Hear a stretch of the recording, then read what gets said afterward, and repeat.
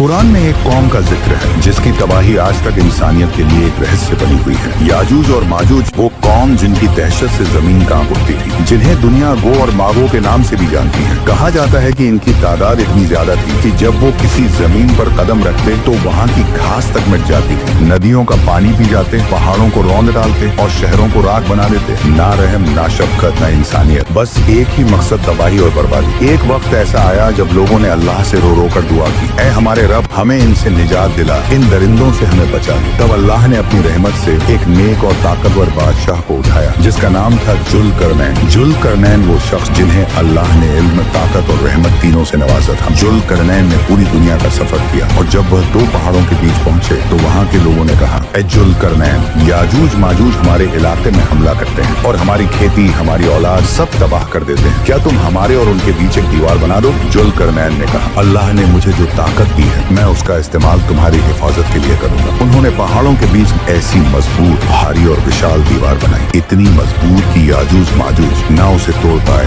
ना उस पर चढ़ पाए और फिर सदियां बीत गईं। वो दीवार आज भी कहीं मौजूद है मगर कोई नहीं जानता कहाँ है। कुछ कहते हैं कि वो कॉकस पर्वतों के बीच है, कुछ कहते हैं तुर्किस्तान के पास है और कुछ इसे धरती की गहराई में छिपा मानते हैं। मगर इतना तय है, वो दिन आएगा जब यह दीवार टूट जाएगी और जब टूटेगी तो लोग डर से भागेंगे। हर तरफ तबाही और खून होगा। फिर हजरत ईसा अलैहिस्सलाम आएंगे और अपने साथियों के साथ पहाड़ों पर शरण लेंगे और अल्लाह से दुआ करेंगे। तब अल्लाह एक कीड़ा भेजेगा जो याजूज माजूज की गर्दनों में घुस जाएगा और वे सब एक ही रात में मर जाएंगे। सुबह जब सूरज निकलेगा धरती लाशों से भर चुकी होगी, उनकी बदबू से हवा तक सड़ जाएगी। तब अल्लाह परिंदों को भेजेगा जो उनकी लाशों को उठा ले जाएंगे। फिर एक तेज बारिश होगी जो पूरी जमीन को धो डालेगी। हवा साफ हो जाएगी और जमीन फिर से हरियाली से भर जाएगी। याजूज माजूज का यह वाक़या क़यामत की बड़ी निशानियों में से एक है और यह याद दिलाता है कि चाहे कोई कितनी भी ताकतवर क्यों न हो, अल्लाह की कुदरत के आगे सब कमजोर है। बेशक अल्लाह हर चीज पर कादिर है।